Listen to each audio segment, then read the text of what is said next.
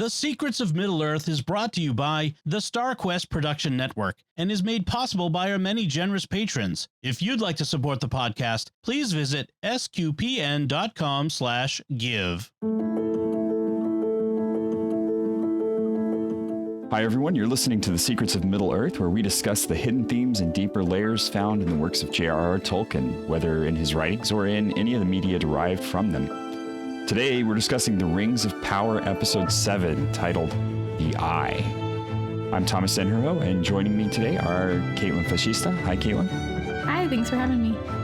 Good to have you here. And Thomas Salerno. Hey there, Thomas. And Jeff Haecker. Hi, Jeff.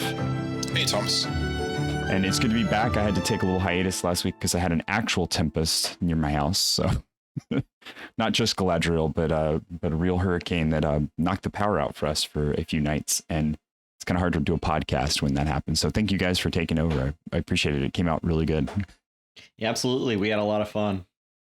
Before we get started, I'd like to remind everybody, be sure to follow Secrets of Middle-earth in Apple Podcasts, Google Podcasts, Spotify, or any podcast directory or app.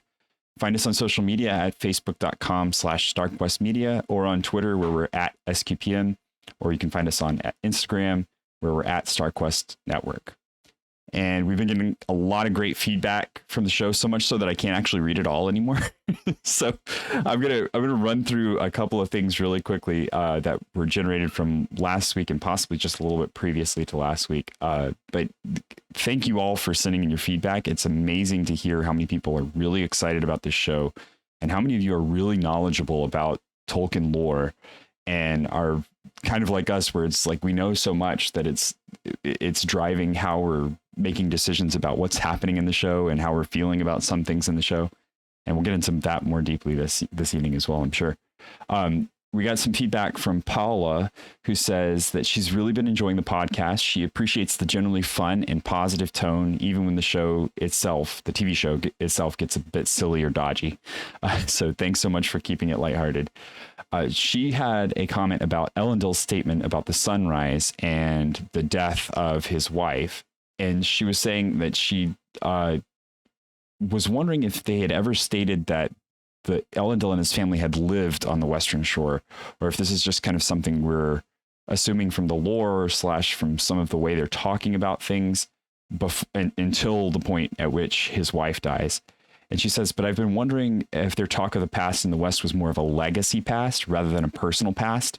And she mentions that Gimmelzor, who was one of the banned Elvish, who was the one who banned the Elvish tongue and moved Elendili from the Andwë to Ravenna, was king. He was king before Elendil was born. So maybe he's talking about that past, not that it was a personal family past, but that it's the whole group of their past. So what do you guys think about that? I don't know. I think it feels right, but at the same time, it seems like it's a more directly connected thing to their family. I feel like this might have been something that the actor brought up in an interview. Okay. Because for some reason in my mind that I have a very clear image of them being in the West. And then I think it's like after his wife died, they moved more to the capital. But I don't remember if that was in the show or if I was talking to someone about it or if it was an interview. So I'm going to have to look that up. Okay, yeah, because I don't know that it was in the show, but it fits with the way everything kind of reads in the show. Yeah, I don't think it was. Okay. Yeah, it's like I think there's some plot detail that they might either be hiding from us, that they want to reveal later. So I think some of the details about this are kind of fuzzy right now. I think on purpose. Yeah, and I feel like they have a good sense of developing these characters over multiple seasons, which I like. I like that they're not trying to shovel.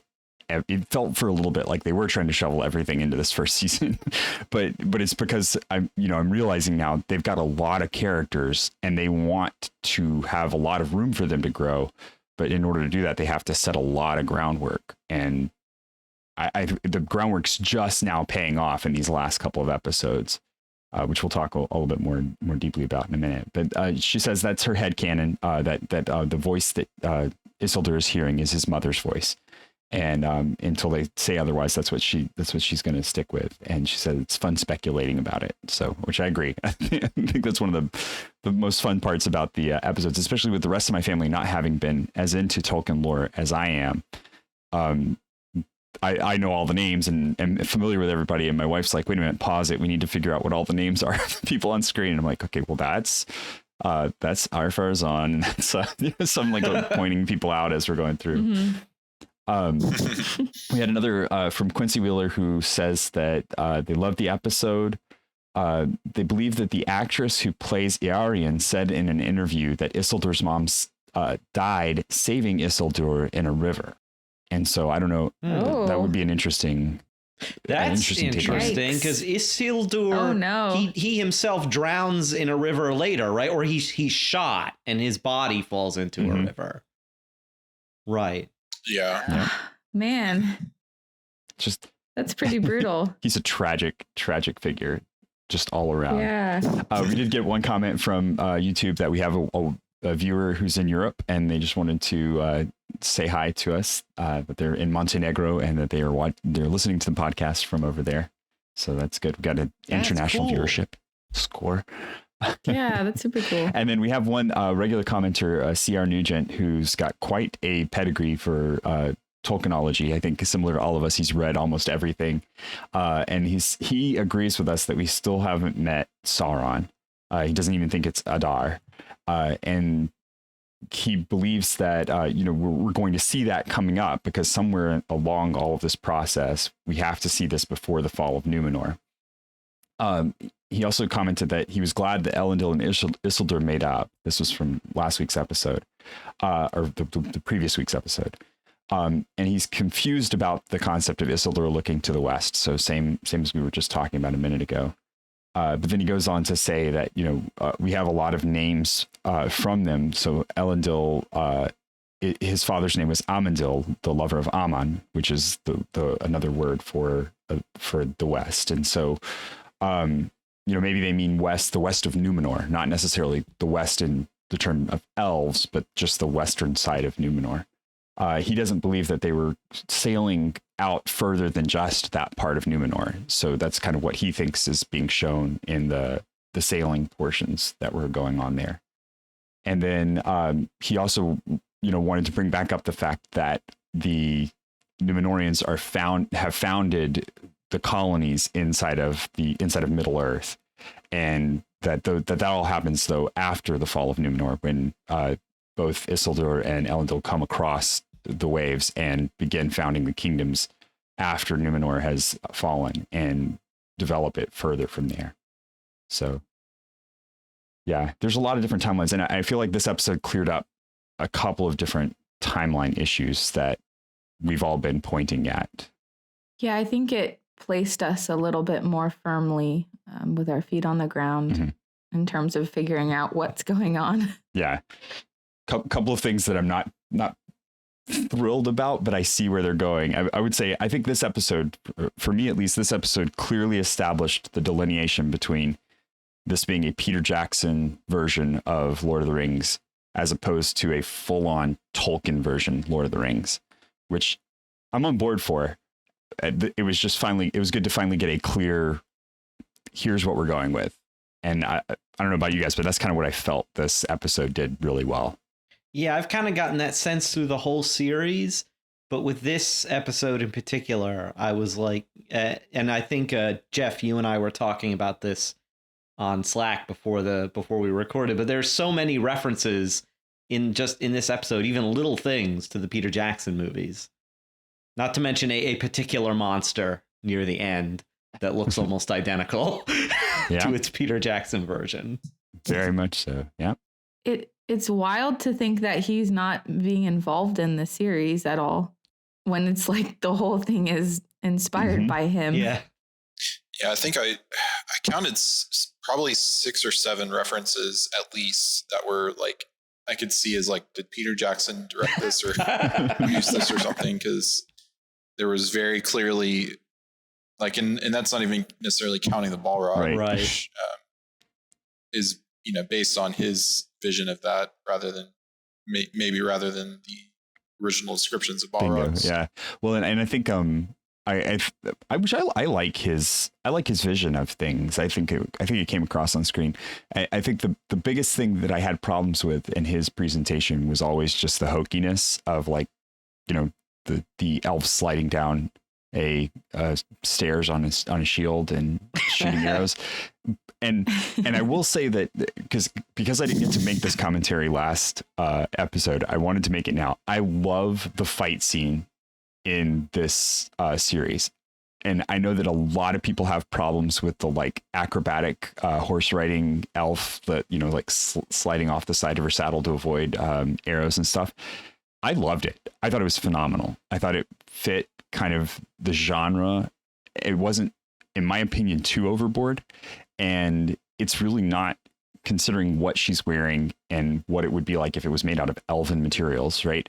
It wouldn't be unreasonable for her to be able to do that kind of thing, given, you know, her ability and her timeline and what she's been built up to be in this show. I also think if you've been riding a horse for 1,000+ years, like, you would be very good at it. You would be able to do cool tricks. Like, normal humans can do cool tricks on horses. Yeah. So imagine how much cooler an elf could be on a horse. That's kind of what I was thinking. Absolutely. Yeah. I always thought that elves were stronger, faster, had better reflexes than normal people anyway. So, you know, within reason, I mean, you know, there comes a point, like in the Hobbit movies, with Legolas's kind of Super Mario jumping off the blocks where it's a little bit ridiculous. But as long as they're not, like, truly defying gravity or anything, I usually don't have a problem with it. Bingo. Yeah. And I hope they cleave to that pretty well, where it's like, obey the laws of physics, but push the boundaries of, you know, human possibility. I'm good.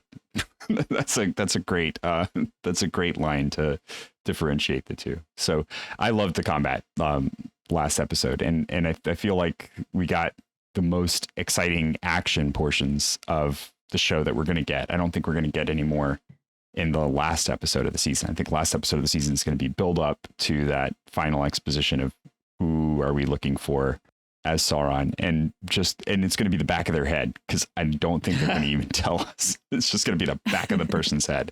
And we're going to be like, no. So yeah.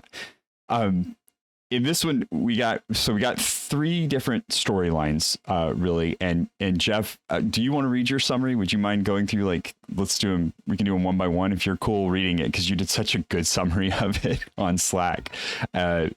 Sort of tongue in cheek, which I loved, and I think it definitely encapsulates some of what I wanted to talk about with this. So if we just go through them, like, yeah, do you want me to read it just? Yeah, if you just want to read that first paragraph, and then we can go through and talk about it, and then we'll do the second one and the third one. Sure. All right. So in this episode that is not directed by Peter Jackson, the Southlanders, Numenorians, and Galadriel flee the ruin from Mount Doom. Elendil, the now blinded Queen Regent, and Valandil survived, while Ontimo did not. Isildur is left behind and is definitely dead and never coming back. Galadriel flees with Theo, hiding from enemies under a tree log, revealing Celeborn is also definitely dead and never coming back. They reunite with Bronwyn and everyone else and learn Halbrand is alive but needs elvish medicine. Galadriel and Halbrand ride to Lindon for him to be healed. So I love that we have... So that's kind of the first of the main plot lines. And here. I love the fact that we have so many characters that are definitely dead and never coming back. Definitely. So it's funny because I think some of it, there's low stakes for a lot of these characters. So we know that Isildur's not dead, right? We know that for sure. But an interesting way to make stakes for these characters is to pull them out of their comfort zone and do something different with them, which I feel like they're doing that effectively, because they just had his father and the Numenorians sail off, and there's like a contingent left behind, but most of them have sailed off. And then you've got Galadriel and Halbrand have now left the area as well. So even if Isildur is found and comes back, and they let the horse go, right? So Beric's gone, which is probably going to be how he's saved. But you've got a system in which there are some stakes now for this character, where something's going to happen, that he's going to lose something of who he is, of his innocence as a boy, and that's going to lead into who he becomes later, which is good. I like that they've built kind of a little bit of weight to that storyline in there. What else do you guys feel about this this storyline with the Halbrand and the Numenorians? Yeah, I think they've introduced something interesting with Muriel becoming blind, because that throws a whole nother wrench into the whole Numenorian politics thing. And, you know, is Ar-Pharazôn going to use that to try and undermine her as like weak, you know, because she's blind? How can she effectively rule?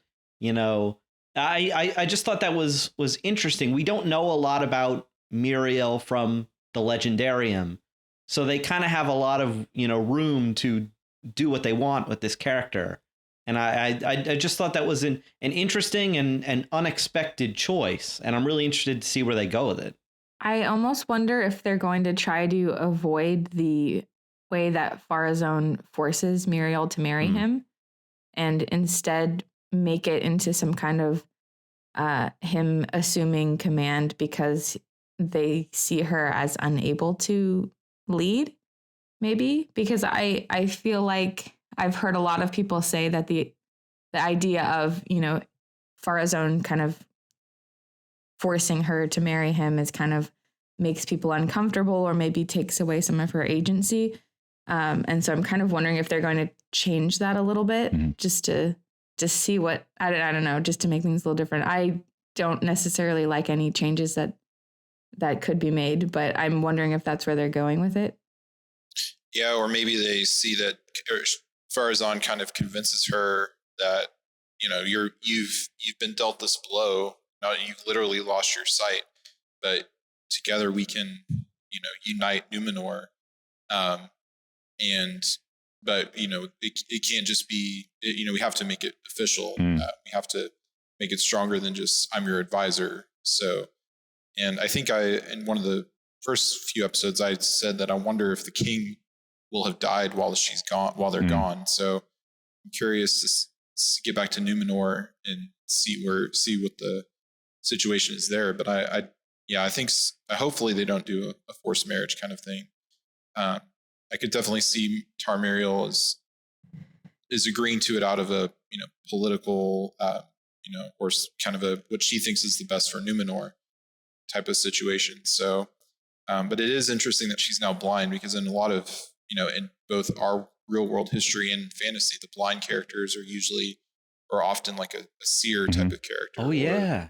Have some kind of, you know, mystical sight. So, and we did see that she had a prophetic vision before. So I wonder if this kind of will solidify that power, and, you know, maybe she'll use the Palantir more to see, and that could corrupt things as well if she's able to still use that as a way to see. Ooh, that would be interesting. Yeah, definitely an interesting. Definitely an interesting, you know, storyline developing there, and that's you see that in her already when Galadriel comes back, and one of the first things she does is just that well of power of, we're leaving for now, but we're going to be back with a larger force because this foe has united us against them. Yeah, and she's like very mad. Yeah. She's like, "Oh, we're coming back. We're like, maybe she wasn't super into this cause beforehand, but she's very into it now." And I did a little bit of research a few weeks ago where I learned that apparently even Tolkien was like a little bit uncomfortable with the forced marriage thing, because he wrote an alternative version that didn't get published in the Silmarillion, where she kind of goes along with Ar-Pharazôn. So, I was wondering if maybe they're going to take that something more along those lines than him doing the more kind of Game of Thrones thing and forcing her to marry him. Right. Well, and it could be, yeah, that makes sense. The history gets written by whoever's alive to write it. And if Elendil's not in her favor when they return, or she gets pulled out away from him because he's not wanting to go back, right? Then maybe he doesn't know. And so what ends up being the written history is that she is forced to marry, where she didn't even marry him, but that's what Ar-Pharazôn says to try and legitimize what he's done. Because, you know, it's entirely possible just kind of hide her away like her dad, and then say, well, she's incapable of ruling, but we united, and this is the power that I'm taking from here.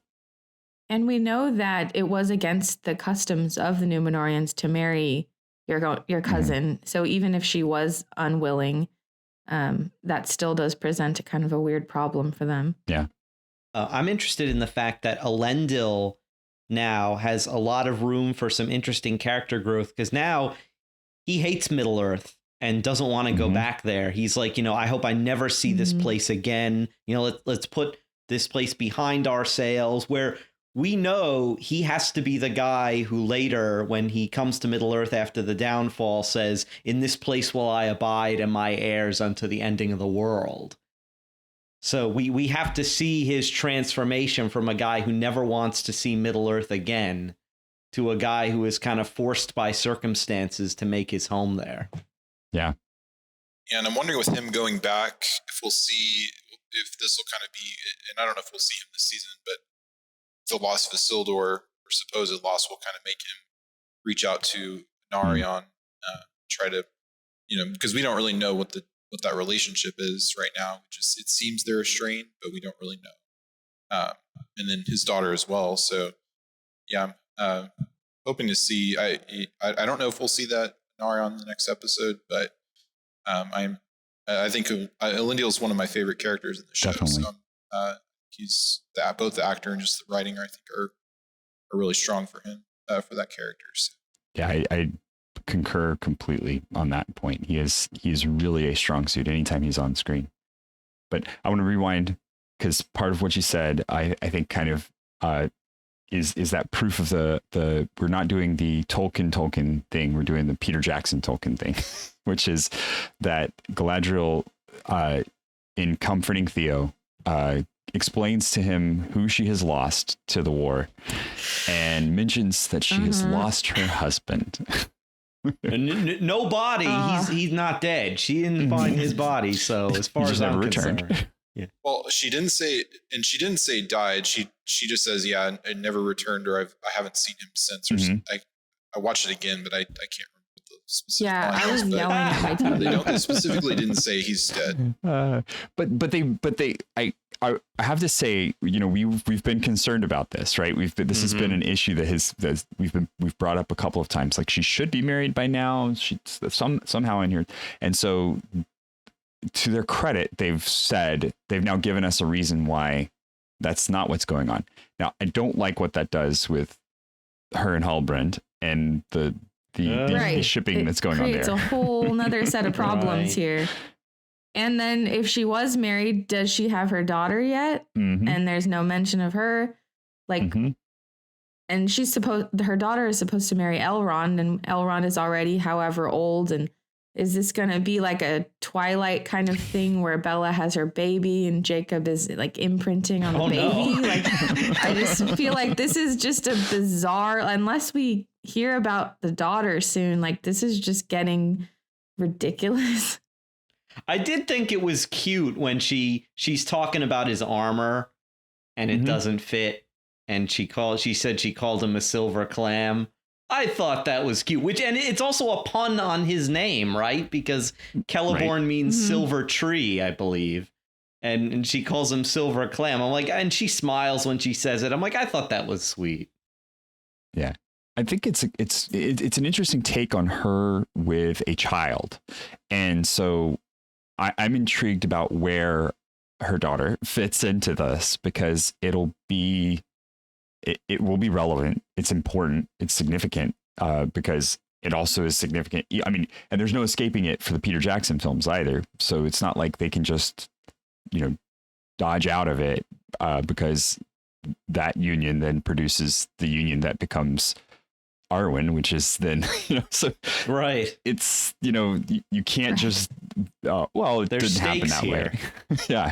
So you're really changing some major stuff.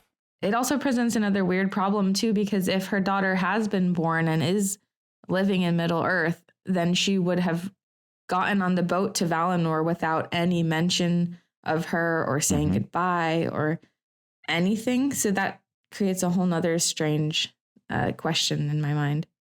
I wonder if they can possibly handle some of that stuff with flashbacks, which I feel like, because I feel like that first episode was rushed in need to get like ink on paper for all the stories. And so I really do feel like we're going to, especially with a lot of spots in this first season, we're going to get stuff as they introduce new characters that they're going to tie back in with some recall and, you know, kind of retconning as they go through, just because there was so much to do, and they just wanted to establish this baseline. And as they grow out and up with the characters, because they're not killing them as fast as they were killing them in Game of Thrones, they're going to have to do some more work on where they fit into everything else that was going on. I'm wondering if Celeborn will actually meet some of the other characters. Like if he shows up next season, that he will end up working his way into one of the other story arcs that's going on. Because I'm like, well, where could Celeborn be hiding out? You know, assuming he's hiding out somewhere. And I'm like, maybe he's either in what becomes Lorien or what becomes Mirkwood. And I know that the hobbits and stuff are heading off in that direction. So I was like, could he cross over with other characters, you know, before he makes, you know, the big reunion with Galadriel and all that? I just hope that they finish whatever they're doing with Halbrand and Galadriel before we meet Celeborn, because this is just such an uncomfortable situation. Yeah, no triangle, please. With this. Yeah. Right. And like, especially the fact that she's like, yeah, he looked really goofy in his armor. And then you have Halbrand, who does not look goofy in his armor at all. And I feel like there's this very strange, like, I don't know, there's so much tension between those two. So the tension that there's going to have to be between, like, the chemistry between Galadriel and her actual husband is going to have to be like something. I don't know. It's just going to be weird unless they kind of finish this thing off before we meet Celeborn. It's hard to see where they're going. It's interesting because what they could do, and this is a thought about a possibility, because she's such a loose cannon. There is a trope in fantasy lit about, you know, having a princess be the calming influence on the wild prince, right? Who's out doing his thing, and then he comes home to the princess who calms him down. And this would be an interesting inversion on that, right? Where it's you're taking this woman who has been all about fighting. Like Galadriel's whole stick is about the incessant need to defeat the enemy, and the elves need some way to chill her out so that she doesn't continue to become the darkness. And, you know, maybe that's what he was initially, even was that calming influence for her. And we see that come back. And then I could see a love triangle being something that happens in that sense, that she's diving down that road of being just more hot-headed, more nonstop and intense, because that's something that's very mannish, right? The constant need to act and to do, and that's not in full character with an elf. And so what that would be her turning back to who she truly is, in that sense of being an elf, and, you know, putting aside the need to act now and to become more long-minded. So I don't know. I'm not all about love triangles. No, it would come off to me as like very fan fiction, like, yeah, that, like, well, that's true. Halbrand is somebody's self-insert character, and it's like, oh, I'm gonna pair my guy with Galadriel, and okay. It also depends too, and I don't know if we want to wait on the Halbrand as Sauron meter, but there is speculation out there that I still don't think it's him. I'm maybe higher than I was, but I think there's speculation out there that if Halbrand is Sauron, it's all like a trick for him to try to seduce her, and then, you know, just more leading to more kind of shenanigans among the elves, and you know, her kind of realizing I fell for my greatest enemy, kind of a thing. Now, again, I'm not leaning toward that way, but that is speculation that's out there. So if I had to pick, I hope between the love triangle or that kind of situation, I'd prefer the love triangle, but I agree with y'all. I would prefer there not to be a triangle. Just bring Celeborn back. Maybe he's already there at Linden when they get back, and Galadriel has to be like, oh, well, this is the kind of the guy that I've been kind of hanging out with. This is my husband. And, maybe kind of finish that storyline off. So I think the love triangle might end up being Halbrand going, wait, what? This wasn't a thing? And she's like, no, this wasn't a thing. Are you kidding me? So one thing that did remind me of, and it does actually feel very Tolkien if you think about it, is the way that Aragorn in the Lord of the Rings kind of accidentally leads Eowyn on, because he's just so chivalrous. And he's, he just kind of is just like, oh yes, my lady, like, you're so beautiful, and like, it's so great to see you again. And he's just too nice that she ends up misreading things and falling for him. So I was like, well, I can see Galadriel doing the same thing, because everyone falls in love with Galadriel. And then especially in episode 6, when Halbrand is like, if I could bind myself to you, or whatever he said, she like closes her eyes, and it almost looks like, oh no, not again.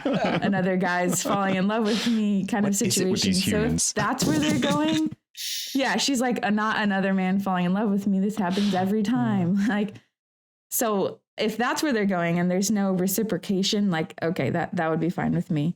Yeah, I think that might end up being kind of the angle they take with it, which I hope so. I don't feel like they've pushed her too far in any particular direction, and it's at best an admiration amongst peers between the two of them, which I like. I wouldn't mind them being battle buddies at all. I don't think that's a bad step to take. So we'll see.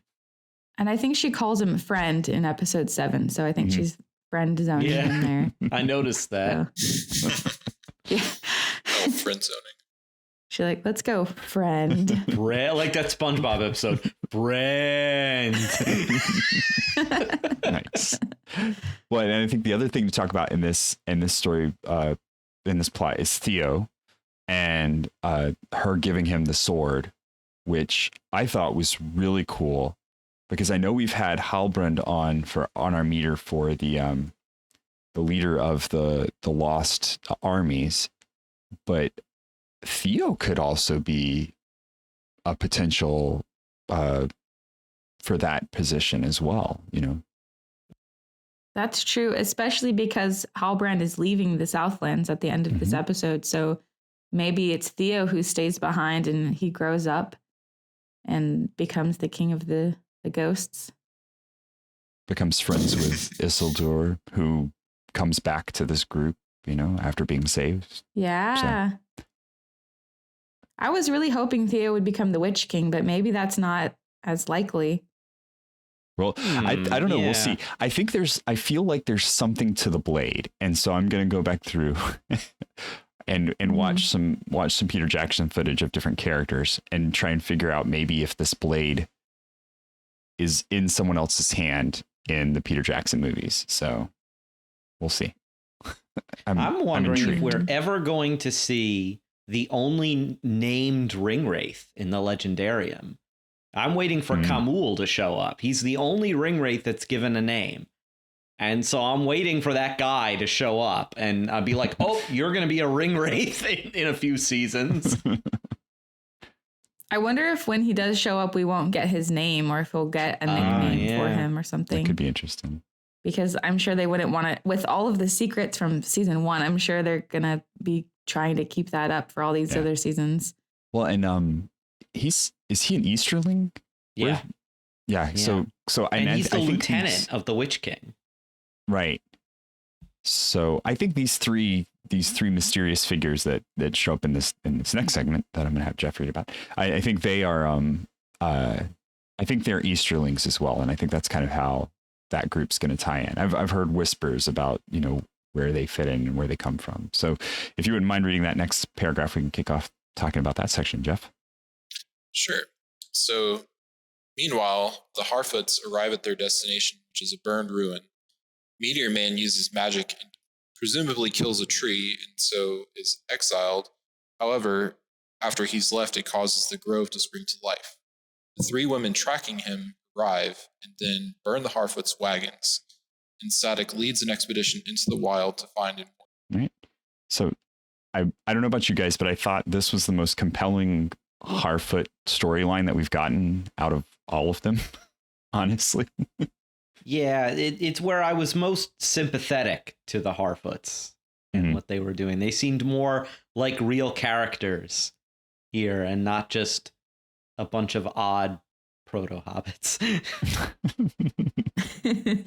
Yeah, and then I will say I had to watch this on a small screen in a bright room, and so this was the hardest part to watch because there were all these really, really dark scenes. So I missed a lot of the three figures and what they were doing, but it was, I liked the way that they put them together with the story that was going on here. So we still don't know who Meteor Man is.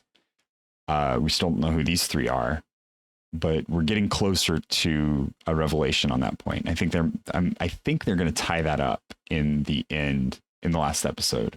So we'll see. I hope so. Yeah, and I don't know if y'all watched the finale trailer, but it does. I think in the finale trailer, you do hear. I think what most people are identifying as one of the women's voices as saying something like "My Lord Sauron." So it does seem to be that they are kind of agents of evil. Now whether we still don't know what they are, they seem to be. I'm assuming there's some kind of Maiar, just because they do have powers, unless they're using kind of artifacts that have powers imbued in them, so that they don't have to generate it their own. But it does seem like they're kind of some form of Maiar or Istari or something. I'm sure the wizards, for those who may not know. But so yeah, I think we can say they are they're not the good guys. So. I definitely don't think they're normal humans. So they're definitely something special. Yeah, and like we know that later in the Third Age, Sauron was kind of notorious for teaching his human disciples sorcery. Like they say that the mouth of Sauron knows sorcery, and some of the more powerful Easterlings and Southron. So, they might be normal humans, but are like sorceresses and were taught by Morgoth or Sauron himself. I mean, Sauron, I think they say in the first episode, has a reputation as like the best sorcerer of Morgoth's various lieutenants. Yeah, that's true. And he's been doing lots of experiments. I think, so right. That fits. Yes. This has been the hardest plot line for me to follow because I still find myself wondering, like, why is any of this important? Whereas with the other plot lines, you can see the plot moving forward and you can see how it fits into the grand scheme of everything. But really all we have with the Harfoots is their relation to the stranger. And we still don't know who the stranger is. And so it's hard for it to, like, it just doesn't really appeal to me at all. Just because it's just hard to see how it fits. We don't get enough answers in there. Like their plot is clearly moving slower than everybody else's in terms of like, it's more of a drip feed of information than they're giving us, that I feel like in some ways that they may not be giving a lot of viewers enough to go on with this plot. If by the end of the season, we don't know something either about Meteor Man or about the sorceresses, then I think that's going to kind of be a big disappointment. They have to give us something to chew on, some kind of revelation about these people. Otherwise, it's going to feel like you had the whole season to develop this, guys. Like, And all they've done is walking, which I get that's what the hobbits do in the Lord of the Rings, too. Like, the Lord of the Rings is a lot of walking as well, but there's walking with plot advancement and there's answers that are given. So, yeah, if there's no answers to a lot of their mysteries by the end of this, it's going to be hard to wait another 2 years to get it. It'll be just kind of just frustrating. Yeah. Well, it'll be like that, which is not how you want your audience to feel. It's that first warg that showed up to look over their shoulders that never paid off, still has not paid off at any point. And, and it was something. It was a threat that was seen when they were out picking berries, right? And then there was that warg. The three wargs attacked them a few episodes ago, right? that's so far away from where they were. Yeah, I though. took that as it was part of the same. Yeah, but I just took that they were being tracked and that it was part of the same Right. pack or something. That could was kind of tracking them.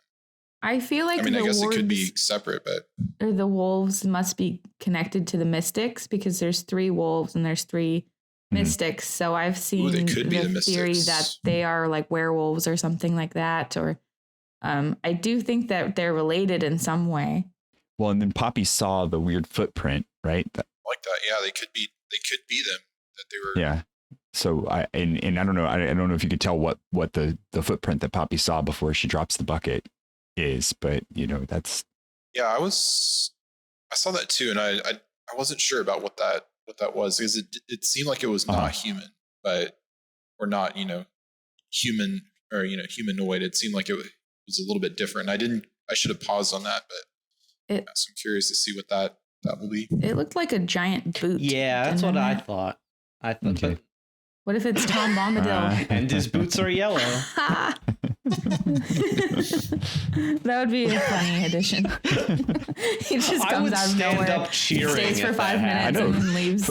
Finally, I it's know. appeared in a Peter I would Jackson take back film. every criticism.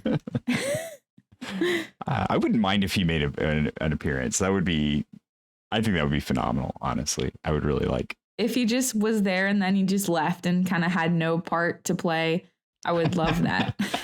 He just hums a merry tune, and is on his way. You just like see him walking through the garden or through the forest, and then you're like, "Oh, who was that?" Oh, next scene. Maybe at the very end of the series, when the Harfoots kind of settle down and form the Shire, we'll see them kind of walk through a meadow, and there's a cottage, and That would be really cool. See some. Get to see him and his river wife, right? I would love that. So yeah, and I think that's pretty much this section. I think was really the most interesting part of this section is the end, where they're going off to try and find the stranger and warn him that the 3 trackers are coming after him. And it's like, do they think they sent them far enough in the wrong direction to be able to? That's one of the things that threw me. Like I was like, I know what's happening here. So when oh my gosh, I lost her name. What's the lead? Nori. Yeah. So when Nori stops them and says, no, he went that way. Like I know intuitively from the show that she's pointing them in the wrong direction, but it didn't feel like there was anything in that scene that was indicative of the fact that that's what she was actually doing. Like it's almost like you couldn't tell if she was pointing them in the wrong direction or totally selling him out. And then they're supposed to get to him before the trackers do, which seems just totally bizarre to me. I don't know. That scene's also dark, so And that doesn't help. Yeah. Yeah.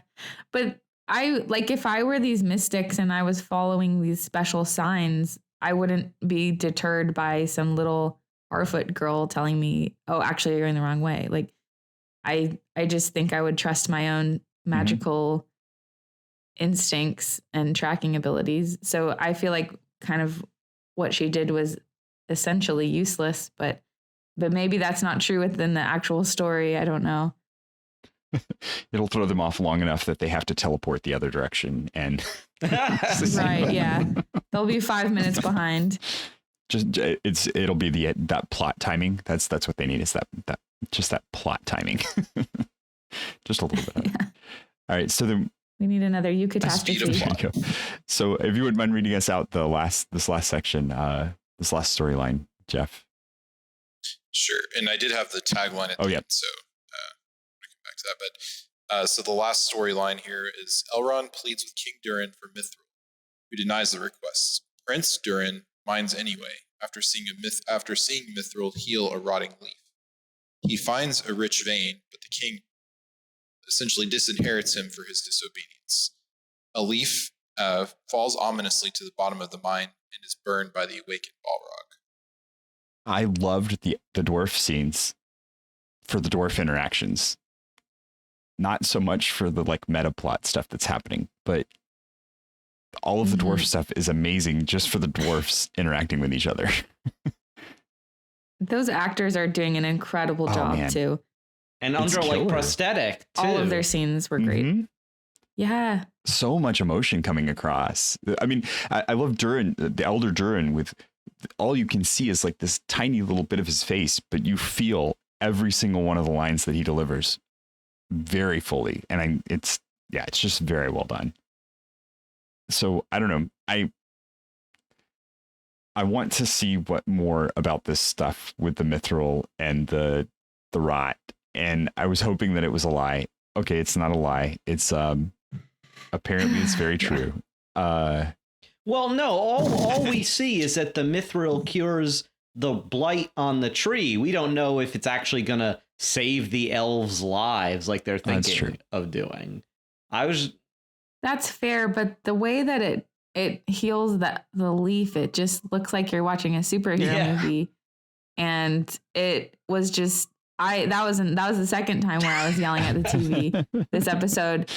I was just like, no, I can't believe this. This is real. This is like that was hard for me to get past as a fan of the books. And I was hoping that this whole Mithril thing was made up, but it's apparently true in the universe. At least part of it is. It was very silly.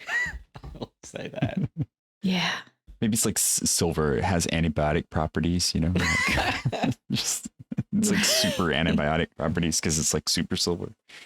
So I don't know. This is going to be a deep cut, and this is me being a total nerd. But there is a beautiful text-based game called Dwarf Fortress. I've mentioned it on Secrets of Tech before. That is you play as a group of dwarves that's out making their own mine, and part of the fun of the game is that you end up digging too deep. Like that's kind of your objective, is to go and find the adamantine. In this game, it's not called Mithril, but same kind of thing where you dig down and you find the adamantine, and if you don't dig it properly, you end up releasing a whole lot of really fun things that destroy your colony, and there's absolutely nothing you can do about it because they're just too powerful. And this scene just reminded me of that game so much, where they've like poked a hole into the cavern of really, really bad things. So yeah, I like the Balrog though. I like that the Balrog's there. We know that from lore that's what ends up happening, is that the dwarves dig too deeply. But it's greed that drives them to dig too deeply in the lore, and I hope they keep to that. I hope they don't push this as like, well, they were trying to do something good, and that's why they were getting the Mithril and then release the Balrog. Yeah. I also think it's way too early in the timeline for them to awaken this Balrog, so that also made me have some questions. Yeah, it's interesting for it to have been shown in the show though, and if that's just a cameo, right? If that's all we get is just the cameo of the Balrog, that's kind of an odd cameo to throw in there, you know? Yeah, I think we have to look at it as it's Chekhov's Balrog, that, you know, we may not see the Balrog kind of come out in full force this season. I think there's going to be definitely more story happening in Moria, or, you know, maybe another season, or at least maybe in part of the next season, as we see the Balrog kind of cause the havoc that, you know, and kill and become what his name is known as. But I'm curious kind of it seems like Prince Durin is now disowned. From that's kind of the way I read the scene, is that I tried to Google it and I couldn't find any translations of the runes on his neck plate that the king had kind of ripped off, but I'm sure someone's working on that. But so I'm curious to kind of see, because they did say that if the king dies and Prince Durin is no longer, you know, the heir according to his father, then I think they said he has other brothers or other dwarf lords, and we could see kind of one of them have that greed that kind of leads to them mining too greedily or too deeply. Because I don't think the way they're setting it, Prince Durin, I think he seems to be kind of have good intentions and is honorable.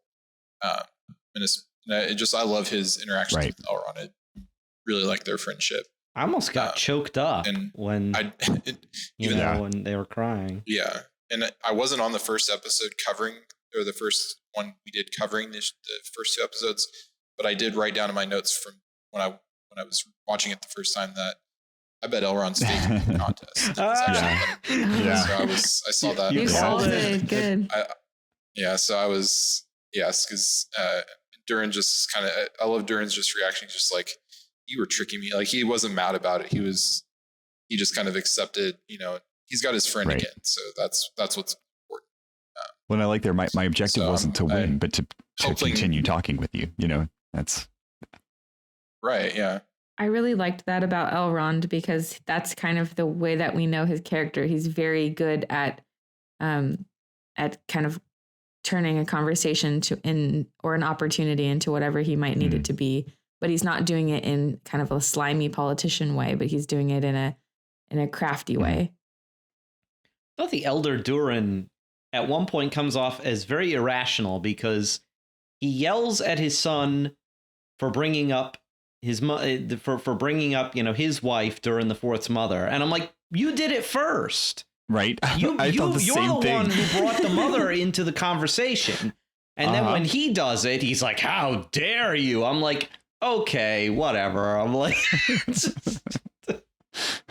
yeah, I think it's just that's just how old dwarves act, I guess. Do as I say, not as I do, right? That's the. Right. I felt the same way. Not a good track record for mothers in this show so far because Isildur's mom is gone and we don't know what's happened to Durin's mom.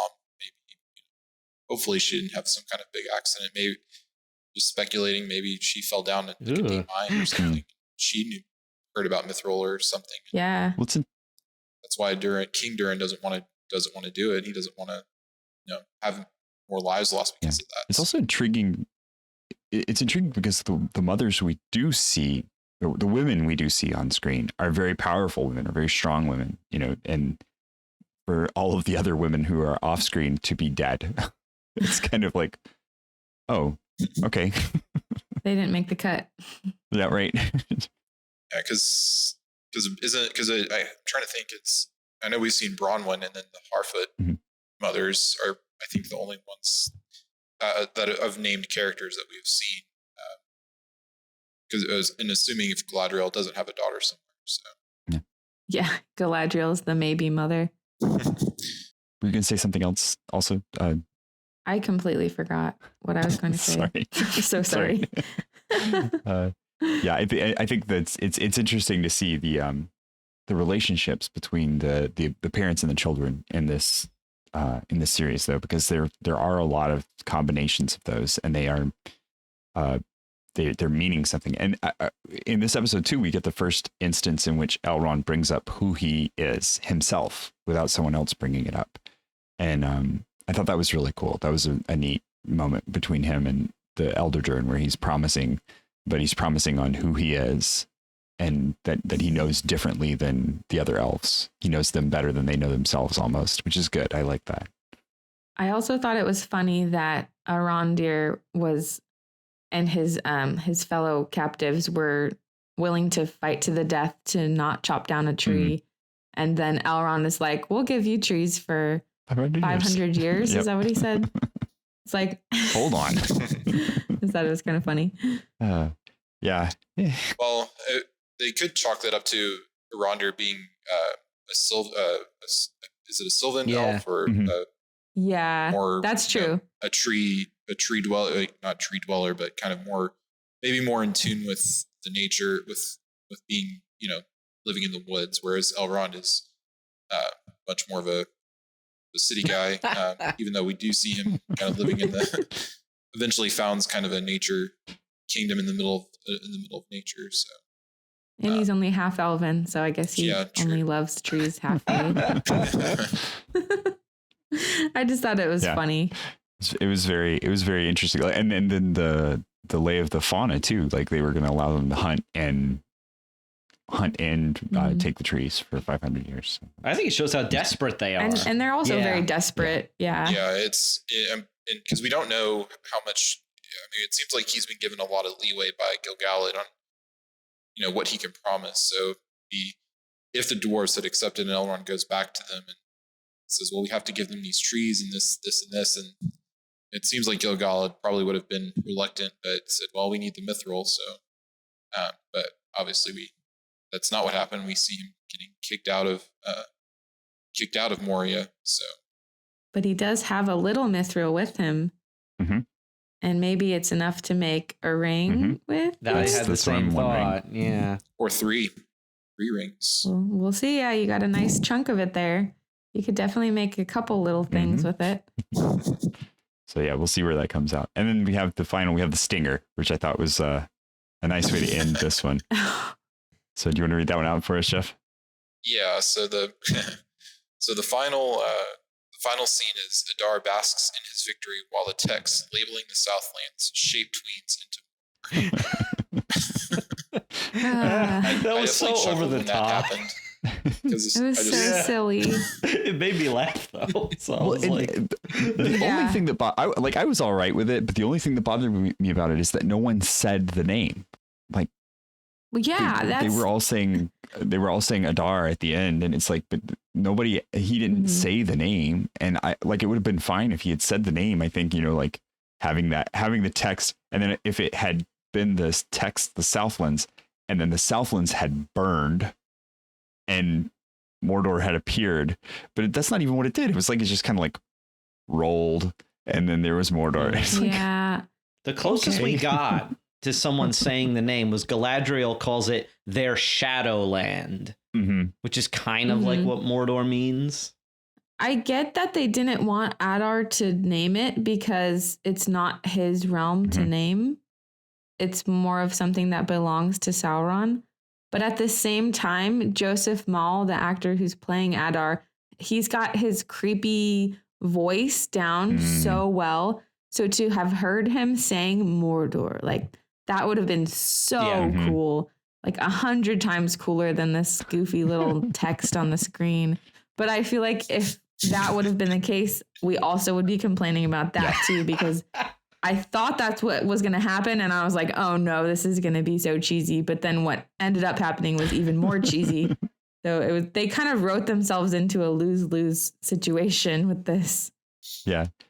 Well, and so I'm going to cycle back on this too, because I think the title of the episode, like the title of the episodes has always been very clearly related to what's going on in the episode. This one's called The Eye. What eye? Why? I know. I get Muriel goes blind, and so they wanted to kind of hint at the eye of Sauron, but then also that Muriel went blind. So I see that tying together, but it's like specifically what eye are we talking about here? Well, wasn't the first shot of Galadriel's eye all covered in ashes? That's true. Yeah, it was. But that also doesn't feel very significant. It's just I forgot it as we're going through. Yeah. So. Yeah, exactly. So yeah, this is one of the first ones where I've been like, I don't understand the title. Yeah, because all the rest of them I felt pretty like once we get to the end of the episode, it's like, oh, okay, I see where you went with that. So.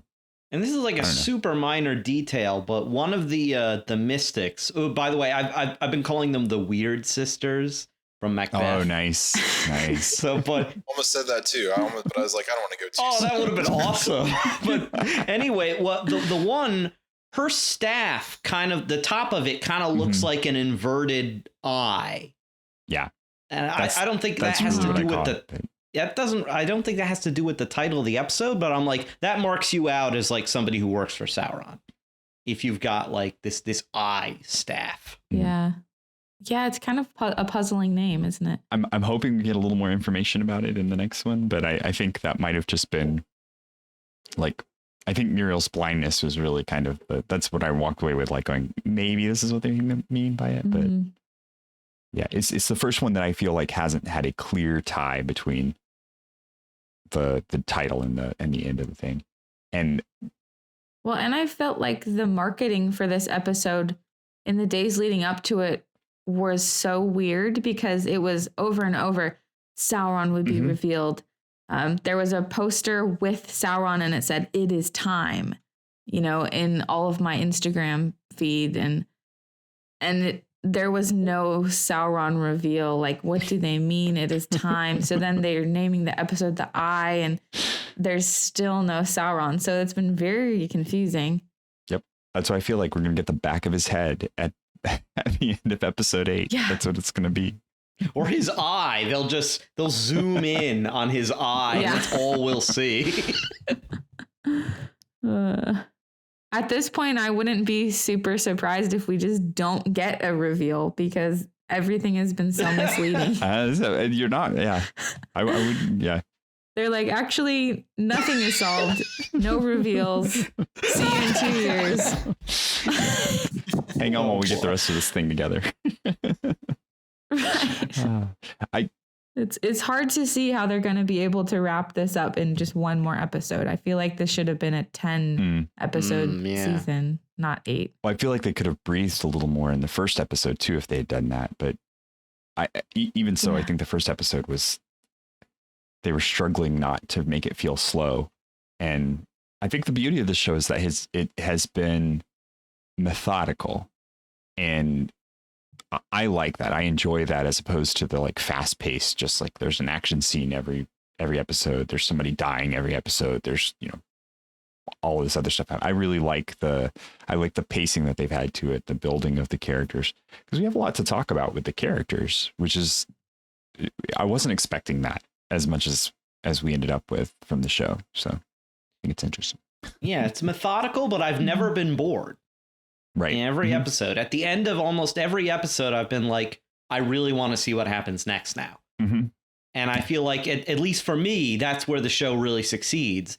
And it's like, my brother and I, who've been watching it, after we watch it, we end up talking for like an hour about the show afterwards. So like, at least for me personally, that's a mark that like, I'm enjoying the show. It's keeping me interested. Even the things I don't like make me talk about it in not a rage way, but just kind of like, discussing it way. So in my case, at least, it succeeded in being a really entertaining kind of different take on this material. So I'm really looking forward to next week. I'm just disappointed, like you said, that the season's not longer, because I think they could have developed stuff more instead of having to cram everything into the finale. Or that we're going to have to wait so long for the next season. Darn it. Right. Yeah. I know, it's going to be a long time. Well, they did. So I don't know if we talked about it on the podcast, but they did report that their filming has started. So hopefully, hopefully it's less than 2 years. But hopefully, I don't know, because there was an interview with the showrunners and they said a couple of years. Oof. So that made me hopefully it's just a couple of years on their calendar, not on ours. Like, maybe they already. Yeah, maybe they started last year. Right. Yeah, I don't know. We'll see.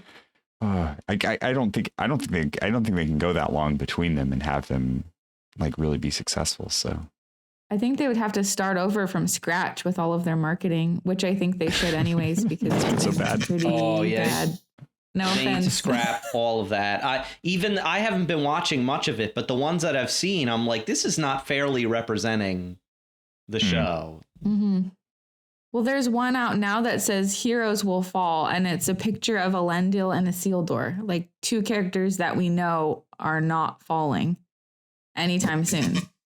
Like, I just don't know why you would do that. Well, maybe not falling maybe not falling. They're trying to do another misdirect, or not falling like they're dying, but maybe they'll have some kind of a fall or a setback. So just trying to headcanon. Yeah, I guess that's kind of how it's been. It's like you can explain everything away by going 10 steps in a different direction, but it's just all so baffling in a way.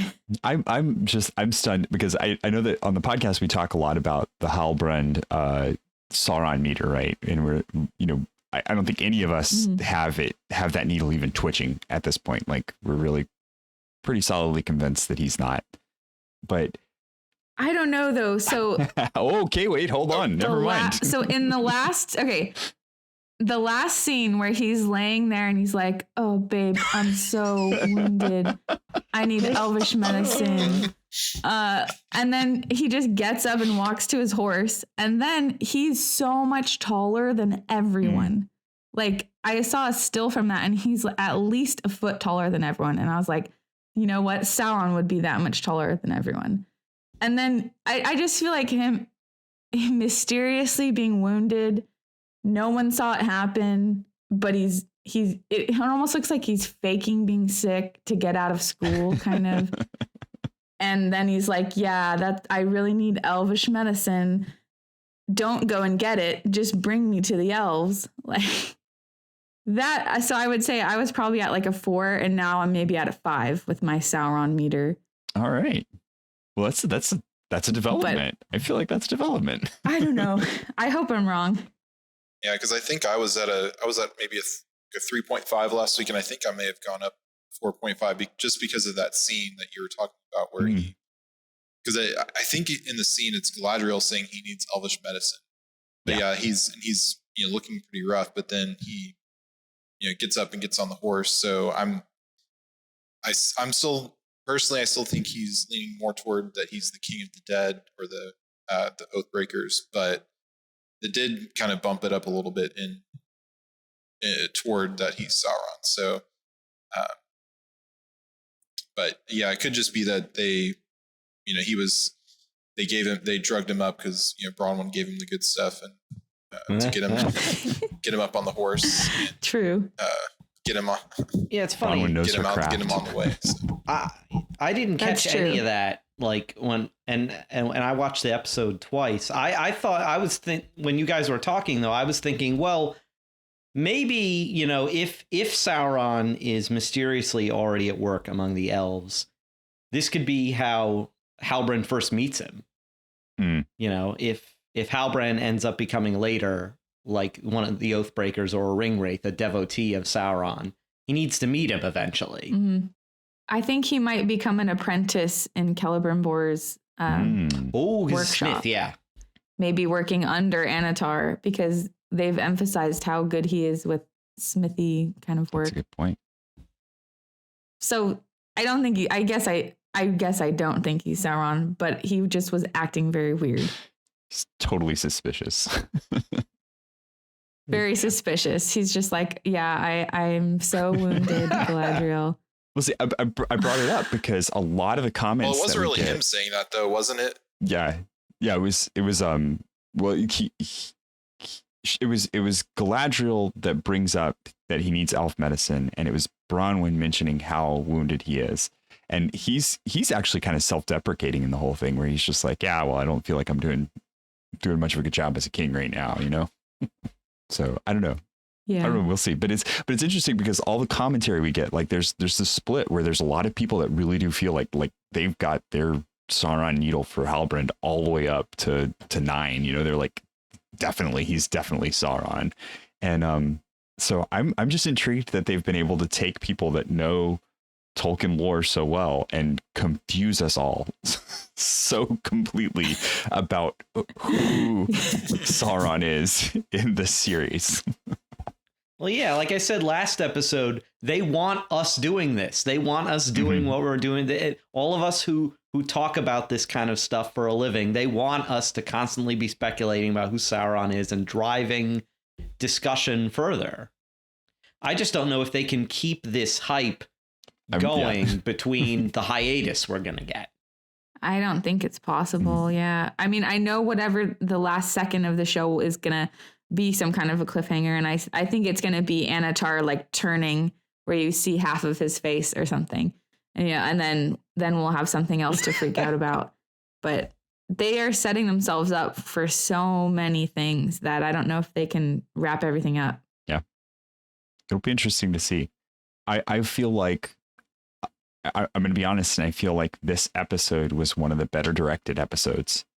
And that worries me a little bit because this is not the person who ends up being the director of the main storyline for this season. Because we're back to the previous 4 or so episodes director after this. And that's who gets the final say for the season. So We'll see. Yeah, 6 and 7 were directed by Charlotte Brandstrom, I believe. And 6 was my favorite episode. So yeah, we're kind of going back to a different director. So we'll see how that goes. But he directed 3 and 4, I think, which had a lot of Numenor stuff. And I really liked those episodes. Yeah. So I think we're going to get more Numenor in the finale because we've not seen some of those characters for like 2 episodes now. Like Farazan and his son and Elendil's daughter. So we've got to catch up with what they're doing before the season ends.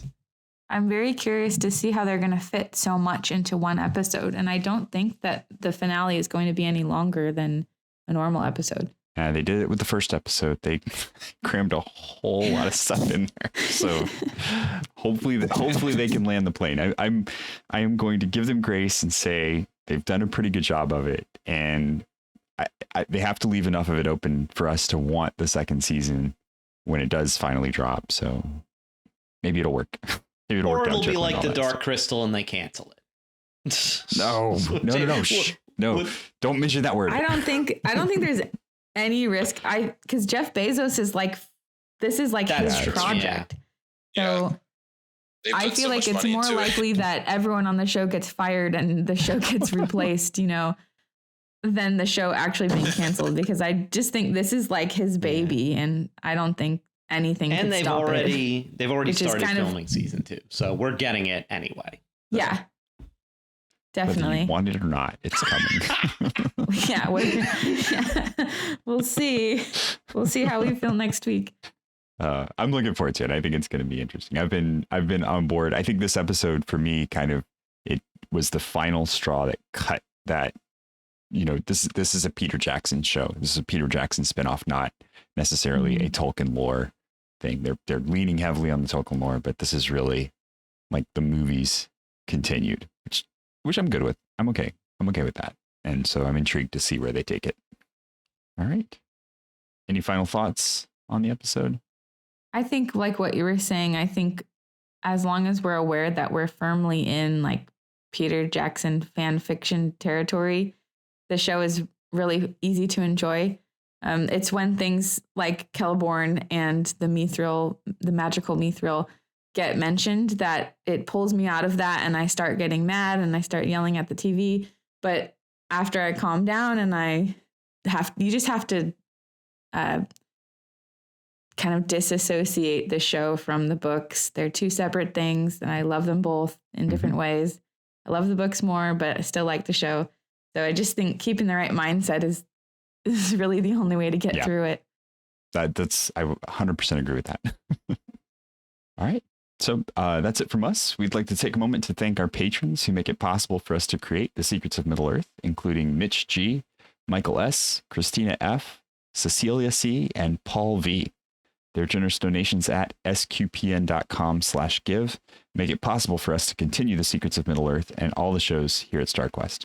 You can join them at sqpn.com/give. This StarQuest show is brought to you by Tim Shevlin's Personal Fitness Training for Catholics, providing spiritual and physical wellness through personalized nutrition, workout and prayer programs, and daily accountability check-ins. Learn more by visiting fitcatholics.com. So we'd love to hear what you guys think. Have had lots of great commentary from our listeners, and so definitely find us on Facebook or Instagram, Twitter, and let us know what you've been thinking about it.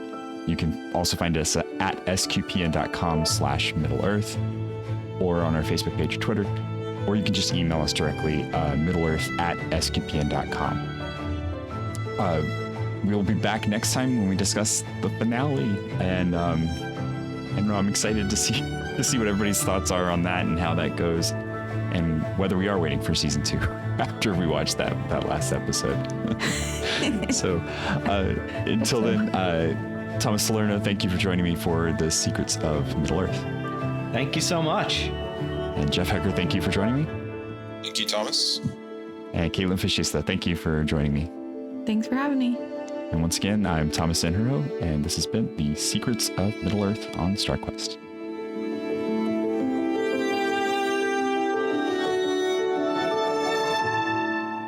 Here's another show on the StarQuest Network you're sure to enjoy. The Secrets of Star Wars. Find it wherever fine podcasts are found or at sqpn.com/Star Wars.